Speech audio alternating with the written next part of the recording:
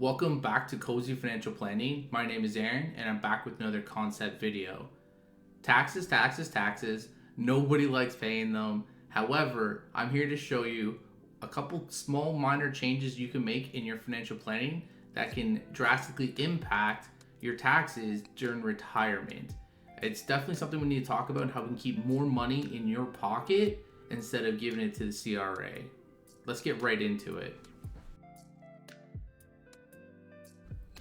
So, what do we have here is a simple concept idea about splitting income in retirement.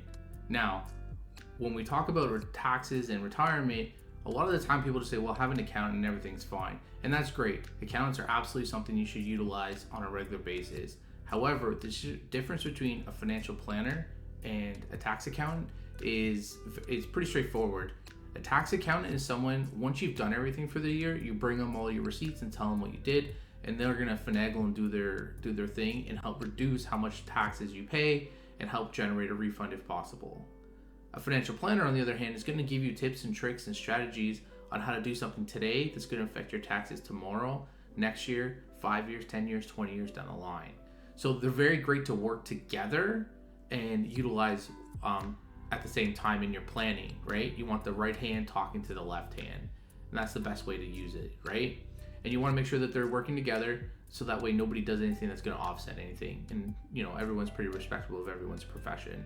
So here's the concept I used to show clients and show people on a couple simple things you can do to make things better for your retirement without changing a lot of things today, because it's generally based on the idea of what you're saving today. So very simple. In today's economy, if you are in Ontario and you have an income of $50,000, you're going to have a tax bill of $6,961. It's pretty high, and what you're left over with after income is $43,039, right? So how do we do this and how do we finagle this in retirement, right? So say you were a person that wants to retire this year and you want $50,000 of income coming into you gross. This is what you're going to have left over to pay all your bills. Now, what we can do to change that, so you have two people. So what we do is income splitting, is if you have $25,000 coming from one person in the household and $25,000 coming from someone else in the household, this is what the numbers can look like. So your tax difference is, well, what you would pay is $1,949 for each individual. Now, after tax income becomes $23,051 for each person,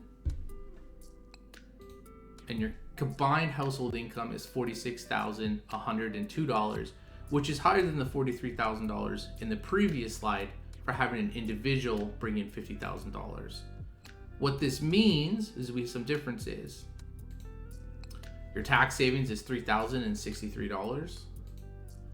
And this is what the difference is between your incomes. You have $43,039 from single income, and your dual income is just over $46,000, right? And again, the income increase, in case you need me to write it out again, is $3,063, which is the same difference between the tax savings. What this means is you would have $3,000 more in your household income during retirement. That means it makes grocery bills that much easier. If you average it out about $250 a month, you have better grocery bills, like easier on you. You can make that extra car payment, make that extra insurance. You can do something for your kids or your grandkids. You can even just take all this money and go on a relatively inexpensive trip somewhere south for a few days, right? Like to Cuba or somewhere else.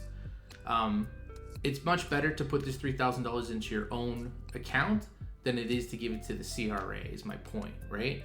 Now, how do we do this today to help you out in retirement? Because a lot of people say, well, what am I going to do? Like, how do I do that?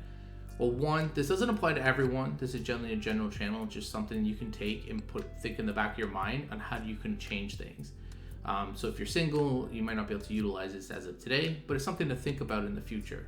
Now, things we can do about this is like instead of putting money into your own RSP, if you have a stay-at-home spouse or if your spouse makes significantly less money than you and they don't have the same kind of level of RSP savings as you, or retirement savings in general, maybe you have a work pension and they don't, you can contribute something to like a spousal RRSP instead of that. So when you're in retirement, you draw from your savings and they're drawing from their savings, and it's going to be equal or as close to equal as possible. So you can achieve something like this. This is better for your household, more robust, and not everyone's reliant on one single person. It's great that we used to have a situation where one person can support the whole entire household forever. However, that's not necessarily the case all the time anymore. And this is just some way to keep in the back of your mind on something you can do for financial planning in your own life that doesn't take a lot of expertise to accomplish. You just need to be thinking about what our savings levels are like today and how can we more even that out. Now, if you have any questions or concerns or want to know more information, let me know down in the comments below. Otherwise, I'll see you in the next video. Thanks for watching. Don't forget to like and subscribe.